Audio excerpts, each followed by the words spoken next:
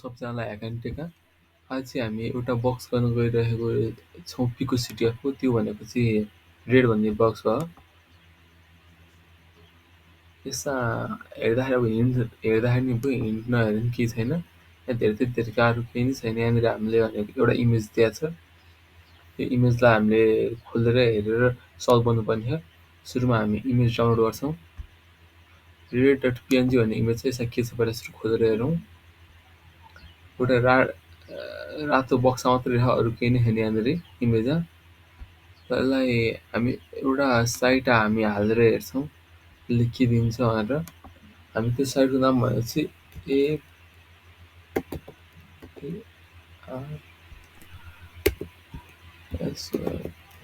Every solve भन्ने एउटा website छ। त्यो चाहिँ हामी खोलेर त्यसमा चाहिँ यो इमेज हालेर हेर्छौँ। अहिले केही नयाँ कुरा देखाउँछ देखाउँदैन।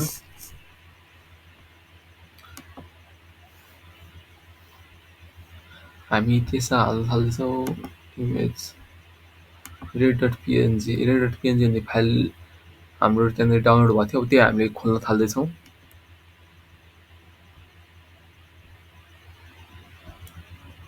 यसलाई सबमिट गरिदिउँ। त्यहाँनिर अब इन्फर्मेसनहरू देखाउँदैछ यो इमेजको बारेमा। इमेजको बारेमा इन्फर्मेसनहरू के देखाउँछ हामीले सबै थोक हेर्न सक्छौँ। यहाँनिर read.png देखि यहाँ हाम्रो इमेजको बारेमा डिटेल्सहरू दिइरहेको छ।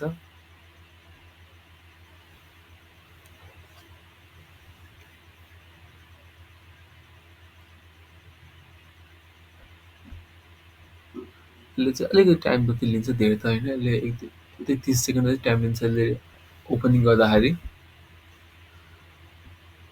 यहाँनिर इमेज हामीले हेर्दाखेरि यसको डिटेल्सहरू यहाँ इन्फर्मेसनहरू यहाँ छ। यहाँनिर साइजहरूदेखि इन्फर्मेसनहरू कहिले अपलोड गरेको, कहिले लास्ट अपलोडेड, यो सबै कुराहरू यहाँनिर डाटाहरू यहाँनिर छ। अपलोड डेट काउन्ट, यहाँनिर कतिचोटि अपलोड गरेदेखि हाम्रो यहाँनिर कस्तो छ, यहाँनिर पासवर्डहरू छ कि छैन त्यो सबै थोक यहाँनिर छ। मेटा डाटाहरू सबै थोक हामीले यहाँनिरबाट हेर्न पनि सक्छौँ। अनि यहाँनिर कुन कलरहरू मिक्स भएको रहेछ सबै थोक हेर्न सक्छौँ।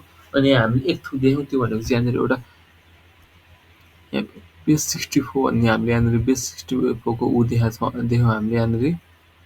अब यसलाई हामी कपी गरौँ। अब हामी साइबर सेफ खोलौँ।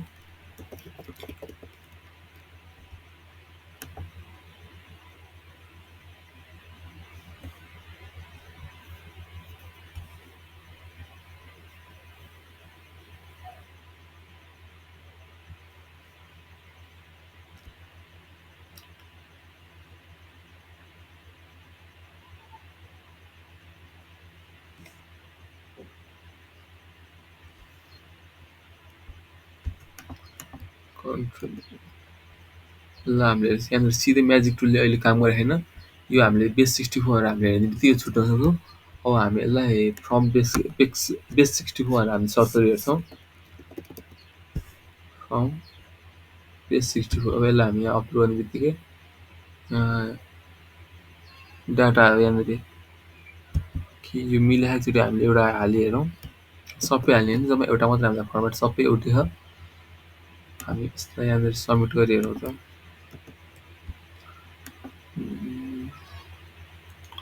ओके, सल्भ भयो। थ्याङ्क यू सबजनालाई मेरो भिडियो हेरिदिनु भएको। लाइक, सेयर एन्ड सब्सक्राइब गरिदिनु होला।